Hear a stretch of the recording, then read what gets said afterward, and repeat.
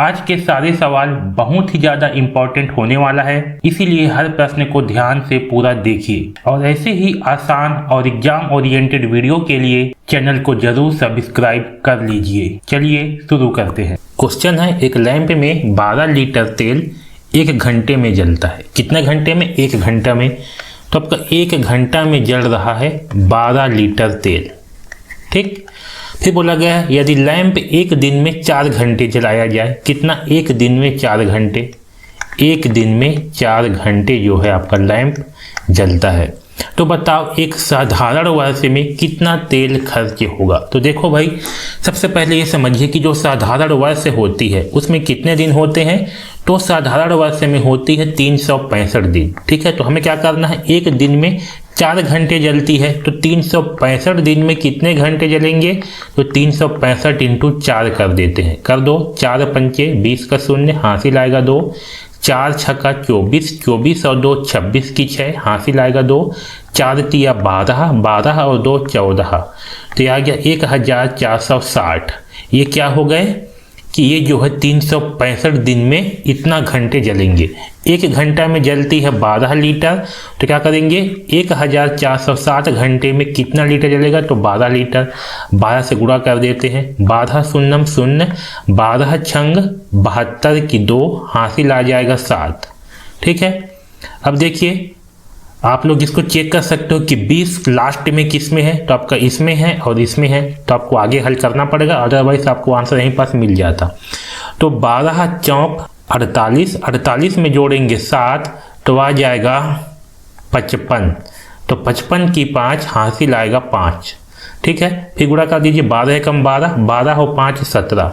तो आपका आंसर आ गया 17,520। सही आंसर है ऑप्शन नंबर 12। तो इस तरीके से इसे हल करना है। अगला क्वेश्चन देखो, नीचे दिए गए ग्राफ के आधार पर प्रश्न का उत्तर दीजिए। देखो, स्टार का मतलब है 10 पुस्तक। ठीक है, एक स्टार का मतलब कितना है 10। आगे देखिए, सबसे अधिक तथा सबसे कम विषय की पुस्तकों के बीच का अंतर क्या है। तो देखो, सबसे अधिक पुस्तक किसमें है, इतिहास में। कितने पुस्तक हैं, 1 2 3 4 5 6 7 8 9 10।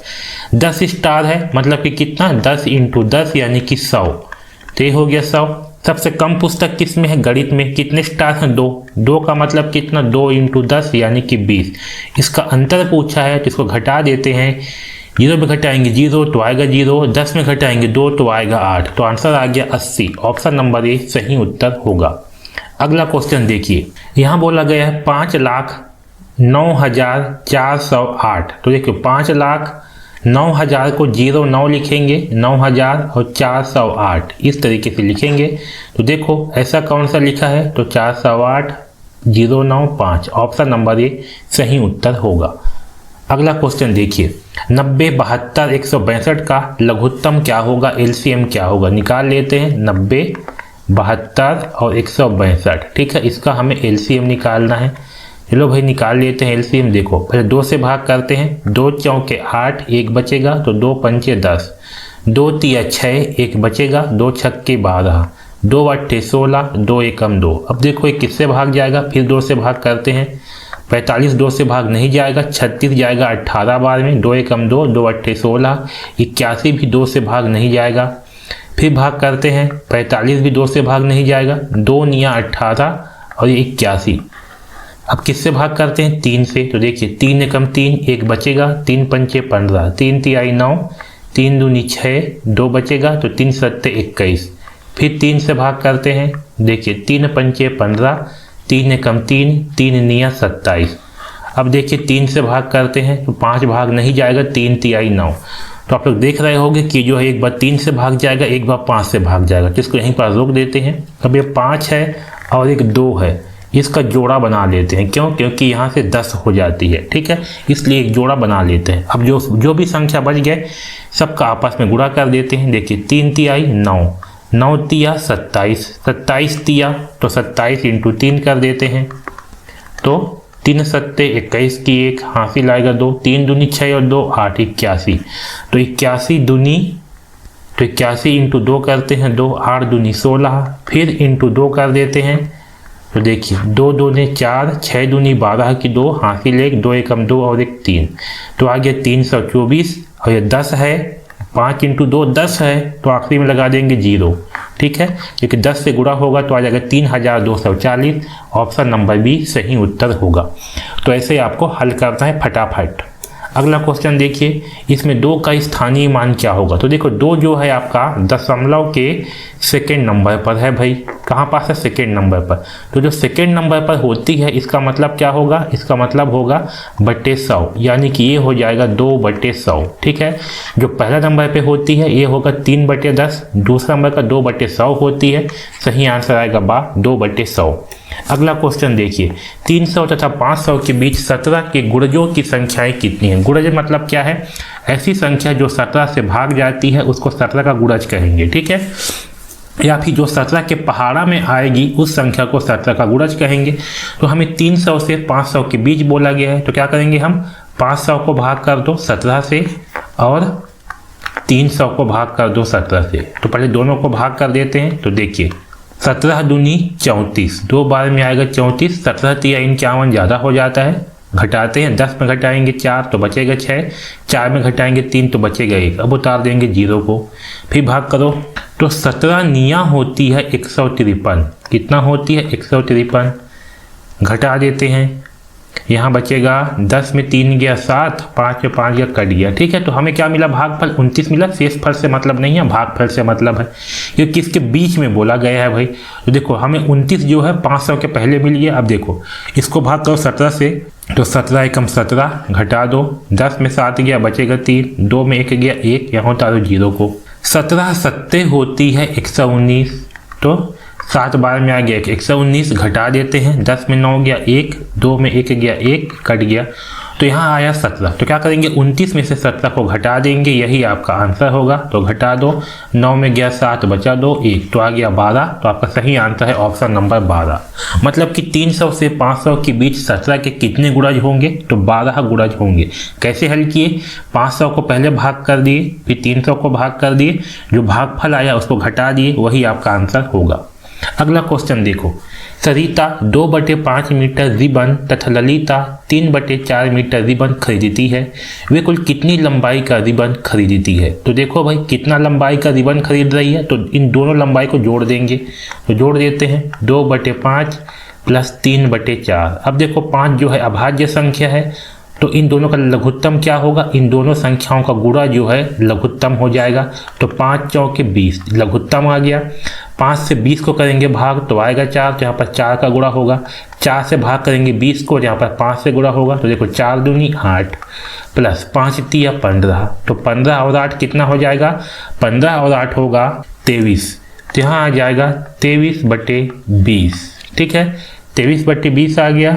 तो 23/20 आया है, इसका मतलब क्या है कि 23 को जो है 20 से कर देंगे भाग। तो भाग कर देते हैं, 20 से कम 20, घटाएंगे 3 में घटाएंगे 0, तो आएगा 3। इसको लिखा जाता है 1 सही 3/20। तो हमारा उत्तर क्या है? 1 सही 3/20। ऑप्शन नंबर सी सही आंसर होगा। अगला क्वेश्चन देखो, दी गई आकृति में ए ओ डी कौन सा? ये है ए ओ और डी, ये है आपका ये वाला कोड। तो ये वाला कोड कौन सा होगा? तो देखो अगर यहाँ से ये सीधा होता, ये सीधा, तो आपका ये होता सम कोड। क्या होता? Sum code. ये जो है सम कोड से ज़्यादा है, तो जो कोड सम कोड से ज़्यादा हो और ऐसे सीधा, ये होती है 180 अंश का कोड। इससे कम हो मतलब कि इसके बीच में हो, इसको कहा जाता है अधिक कोड। तो आप लोग देख पा रहे होंगे कि वाला जो कोड बना हुआ है ये सम कोड से ज़्यादा है और 180 अंश से कम है, जिसको कहते हैं अधिक कोड। तो आपका सही आंसर होगा ऑप्शन नंबर ए, अधिक कोड। अगला क्वेश्चन देखो, एक पूर्ण कोण का मान होता है। मतलब कि पूर्ण कोण का मतलब क्या है? एक पूरा कोण का मान। तो पूरा जो कोण होती है ना, इसे घुमा वाला कोण, इसका मान होती है 360 अंश। तो सही आंसर आएगा डी, 360 अंश। अगला क्वेश्चन देखो, 69 को रोमन में कैसे लिखा जाता है? तो देखो 69 को रोमन में लिखा जाता है ऐसे, ये हो गया LXIX, इस तरीके से जो है रोमन में लिखा जाता है। समझो कैसे है।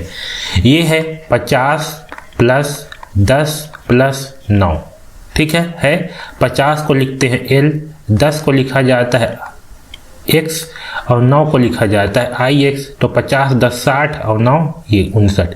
इस तरीके से जो है लिखा जाता है रोमन में। सही आंसर है बा, ऑप्शन नंबर बा। अगला क्वेश्चन देखो, 200 के अभाज्य गुणनखंडों का घातांक के रूप में लिखो। इसको जो है घातांक के रूप में लिखना है कि इसका गुणनखंड क्या क्या होंगे। देखो अभाज्य गुणनखंड कैसे निकालते हैं, इस तरीके से इसको भाग करते जाओगे सबसे छोटी संख्या से। ये जो है 2 से भाग जाएगा, 2 एकम 2, 3 जीरो आ गया। फिर 2 से भाग करोगे, 2 पंचे 10 तो 5 आ गया, डबल जीरो आ गया। फिर 2 से भाग करोगे तो 2 दूने 4, 1 बचेगा, 2 पंचे 10, 2 शून्यम 0।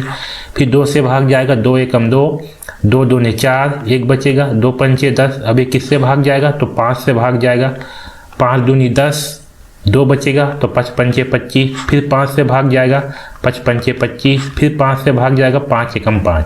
अब देखो यहाँ पर 2 कितने बार है, 1 2 3 4, तो 2 जो है 4 बार में है तो लिखेंगे 2 की घात 4 इंटू 5 कितने बार में है, 1 2 3, तो 5 3 बार में है तो होगा 5 इंटू 3। तो देखो आपका आंसर क्या है, 2 की घात 4 इंटू 5 की घात 3, ऑप्शन नंबर डी सही आंसर होगा।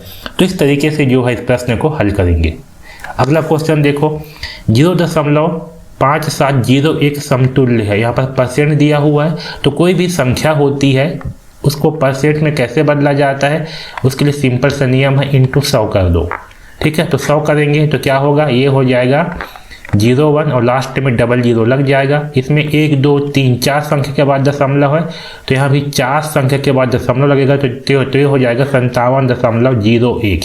दशमलव के बाद जीरो का कोई मतलब नहीं होता, तो इसको आप लोग लिख सकते हो 57.01%। सही आंसर है ऑप्शन नंबर सी, 57.01%। ठीक है, दशमलव के बाद जीरो का कोई मतलब नहीं होता, तो जीरो लगाओ कि मत लगाओ, एक ही मतलब है, तो सही आंसर ये आ जाएगा। अगला क्वेश्चन देखो, यदि किसी संख्या का 3/4 का मतलब क्या है, 3/4, 3/4 27 हो, कितना हो 27 हो, तो छठवां भाग क्या होगा, उसका छठवां भाग क्या होगा ये हमें निकालना है। तो सबसे पहले हम उस पूरी संख्या को निकाल लेते हैं। पूरी संख्या को निकालने का मतलब क्या है, 1 का मान निकालना है। किसका मान निकालना है, 1 का मान। 1 का मान ही आपका पूरी संख्या होती है, तो हमको यहाँ पास 1 रखना है और बाकी के जगह पक्षांतर कर देते हैं। तो इन सब के जगह पक्षांतर कर देंगे तो हो जाएगा 27 × 4/3। ठीक है, 3 ऊपर में है तो आ जाएगा नीचे में। देखिए 3 एकम 3, 3 दिया 27, तो यहाँ 1 का मान आ जाएगा 9 चौके 36, तो 1 का मान आ गया 36। अब क्या करना है, हमें इसका छठवां भाग निकालना है। तो 36 को जो है 6 से भाग कर दो, जितना भाग बोला जाता है उससे भाग कर दो, तो 6 6 का 36, तो कितना आ गया, 6 आ गया। यही आपका उत्तर है, ऑप्शन नंबर ए 6 आंसर होगा। ठीक है, सिंपल सा है कि 36 को अगर आप लोग 6 भाग में बांटोगे तो एक भाग का मान कितना होगा, एक भाग को जो है 6 भाग मिलेगा, मतलब 6 जो है मिलेगा, तो एक भाग का मान होगा 6। या सिंपल सा है, छठवां भाग बोला गया तो 6 से भाग कर दो तो आंसर आ जाता है। तो सही आंसर है ए 6। अगला क्वेश्चन देखो, विभाजन के एक प्रश्न में, ठीक है, मतलब कि भाग का एक प्रश्न में भाजक भागफल का 3 गुना है। तो सबसे पहले तो ये समझो कि होता क्या है। देखो यहाँ पास जैसे कि हम लोग ये लिखते हैं तो आपका यहाँ होती है भाजक, ठीक है, यहाँ पास होती है भाज्य, यहाँ पास होती है भागफल, और जो शेष बच जाता है यहाँ पास होगी शेषफल। ठीक है, और साथ में एक नियम इसमें और याद रखो, भाज्य बराबर होती है भाजक इंटू भागफल प्लस शेषफल। ये चीज़ आपको पता होना चाहिए। ठीक है, अब चलो इसको हल करते हैं। देखो इसको हल करने का अब तरीका समझो, बहुत मज़ा आएगा। देखो क्या बोला गया है, भाजक भागफल का 3 गुना है, मतलब कि जो भाजक है, यहाँ लिख लो भाजक, भाजक क्या है, भागफल का 3 गुना है। भागफल जो भी होगा उसका क्या होगा, 3 गुना, मतलब कि उसको 3 से गुणा कर दो। तथा शेषफल का 6 गुना है, और शेषफल का कितना गुना है, 6 गुना। क्या है, भाजक, जो भाजक है वह क्या है, शेषफल का 6 गुना, शेषफल का 6 गुना, मतलब कि शेषफल में 6 का गुणा कर दो। यदि शेषफल 2 हो, अब शेषफल क्या बोला है 2, तो 2 × 6 कर देंगे तो आपका भाजक कितना आ जाएगा, तो आपका भाजक आ जाएगा 6 दूनी 12, तो भाजक का मान आ गया 12। तो उसमें भाज्य कितना होगा ये निकालना है। अब देखो भाजक आ गया 12, और भाजक क्या है, भागफल × 3 है, मतलब कि भागफल में अगर 3 का गुणा कर देंगे तो आपका भाजक आ जाएगा। तो ये जो भाजक का मान 12 है ना, इसको हम लोग इस फार्मूले पे रख देते हैं। अब देखो कैसे रखेंगे इस फार्मूले पे, तो सिंपल सा है भाई, 1 मिनट रुक जाओ। ठीक है, ये देखो भाजक का मान कितना है 12, तो भाजक के जगह पे रख दो 12 बराबर भागफल है यहाँ लिख दो भागफल इंटू 3 3। तो यहाँ से भागफल का मान आ जाएगा, 3 को जब पक्षांतर कर दो तो हो जाएगा 12/3। तो आपका ये जो है भागफल हो जाएगा, होगा भागफल, मतलब कि 3 चौक 12। तो आपका भागफल कितना आ गया, आपका भागफल आ गया 4। तो हमें जो है भागफल का मान मिल गया, भाजक का मान मिल गया और शेषफल का मान मिल गया। शेषफल का मान तो 2 है 2। अब इन सब को जो है इस फार्मूले पे मान रख दो तो हमें जो है भाज्य मिल जाएगा। भाज्य बराबर क्या होती है, भाजक इंटू भागफल प्लस शेषफल। इसमें सारे मान को रख दो। आपका भाजक क्या है, भाजक है 12, यहाँ रख दो 12 इंटू भागफल कितना है, भागफल है 4, शेषफल कितना है 2, गुणा कर दो। तो 12 चौक 48 और 2 50, तो आ गया 50। तो हमारा आंसर कितना होगा 50। ऑप्शन नंबर ए सही आंसर होगा 50। हमारा भाज्य का मान कितना है, तो भाज्य का मान 50 होगा। इस तरीके से इस प्रश्न को हल करेंगे। अगला क्वेश्चन देखो, 0.002 को किस संख्या से गुणा करें कि गुणनफल 66 हो जाए। अब देखो इसको जो है हम लोग ना इकाई अंक के माध्यम से हल करेंगे। इकाई अंक क्या होती है समझो, इसका जो इकाई अंक है और जो भी ऑप्शन में आपका संख्या दिया हुआ है, 0 को छोड़ करके जो भी संख्या लास्ट में है, जैसे कि यहाँ देखो 0 को छोड़ करके क्या है 3 है, यहाँ पास ये 3 है, इसका गुणा करके देखेंगे जिसमें भी आपका लास्ट में 6 आएगा वही आपका उत्तर होगा। यहाँ पास 2 है, यहाँ पास 6 है, यहाँ पास 4 है, तो इनका 2 से गुणा करके देखो जिसके लास्ट में 6 आएगा वही आपका उत्तर होगा। तो देखो 3 दूनी 6, इसमें 6 आ गया तो आपका ये उत्तर हो सकता है। बाकी को भी चेक कर लेते हैं। 2 × 2 4 आया, मतलब कि आपका आंसर नहीं होगा। 4 × 2 तो 8 आएगा, मतलब कि ये भी आंसर नहीं होगा। 6 × 2 12 आया, 12 में आखिरी में 2 होती है, तो आपका ये भी आंसर नहीं होगा। तो सही आंसर है ऑप्शन नंबर ए। गुणा करके दिखा दो, देख लो 0.022 है, इसका 3000 से गुणा कर दो। सिंपल सा गुणा कैसे करेंगे, यहाँ 3 जीरो है, हटा दो, 3 का गुणा कर दो, 3 दूनी 6, 3 दूनी 6, 3 जीरो है, लास्ट में 3 जीरो लगा दो। 3 के बाद क्या है दशमलव, 3 के बाद दशमलव आएगा, आगे आंसर 66। तो सही आंसर क्या है ऑप्शन नंबर ए। तो ऐसे आपको पता करना है इस तरह के प्रश्न में। अगला क्वेश्चन देखो, रचना 16 सही 1/4 किलोग्राम चीनी को अलग अलग कटोरों में रखना चाहती है। प्रत्येक कटोरे में 1/4 किलोग्राम चीनी भरी जा सकती है, उसे कितने कटोरों की आवश्यकता होगी। तो देखो भाई ध्यान दो, 16 सही 1/4 है, इसको क्या लिखेंगे, तो 16 का गुणा 4 से करेंगे और उसमें 1 जो है जोड़ देंगे। तो देखो 16 चौक 64, 64 और 1 65, तो इसको लिखेंगे 65/4। ठीक है। अब देखो वह जो है अलग अलग कटोरे में रखना चाहती है और प्रत्येक कटोरे में इतना किलोग्राम चीनी आती है। तो हम क्या करेंगे, इसको जो है इससे भाग कर देंगे। तो भाग कर देते हैं 1/4, इसको हल कर लेते हैं। इसको भाग कैसे किया जाता है, तो ये होगा 65/4 इंटू 4/1। भाग है उल्टा हो जाती है, तो ऐसे हो जाएगा, 4 से 4 कट गया, तो हमारा आंसर आ गया 65। सही आंसर है ऑप्शन नंबर सी 65। इस तरीके से इसको हल करेंगे भाई, एकदम आसान तरीका। अगला क्वेश्चन देखो, एक समद्विबाहु त्रिभुज का परिमाप 24 सेंटीमीटर है। यदि इसकी एक भुजा 10 सेंटीमीटर है तब प्रत्येक समान भुजा की लंबाई ज्ञात कीजिए। अब देखो एक समद्विबाहु त्रिभुज है। समद्विबाहु त्रिभुज क्या होती है पहले वो समझिए। समद्विबाहु त्रिभुज में क्या होती है, दो भुजाओं का मान जो है बराबर होती है। कितना होती है, बराबर होती है, इक्वल होती है। तो आप लोग यहाँ पास देखो, इसके दो भुजा का मान क्या होगा, बराबर होगा। और इसका टोटल परिमाप, परिमाप मतलब क्या होती है, तीनों भुजाओं का योग। तीनों भुजाओं का योग जो है परिमाप होती है। देखो समद्विबाहु का परिमाप, परिमाप बराबर क्या होगा, तीन भुजाओं का योग, तीनों भुजाओं का योग। ठीक है, सिंपल सा बात है। अब देखो इसका परिमाप दिया हुआ है 24 दिया हुआ है। अब बोला है कि इसकी एक भुजा का मान 10 सेंटीमीटर है, उसके एक भुजा को ले लो 10 सेंटीमीटर, इसको मान लो x, तो इसको भी मान लो x, क्योंकि ये दोनों का मान जो है इक्वल होगा। अगर इसका मान x से है तो इसका मान भी x से है। तो 24 के बराबर क्या हो जाएगा, इन तीन भुजा का योग, मतलब कि x प्लस 10। इसको हल कर लेते हैं। तो 24 बराबर x और x तो हो जाएगा 2x प्लस 10, 10 को जब पक्षांतर कर दो तो 24 माइनस 10 हो जाएगा बराबर 2x।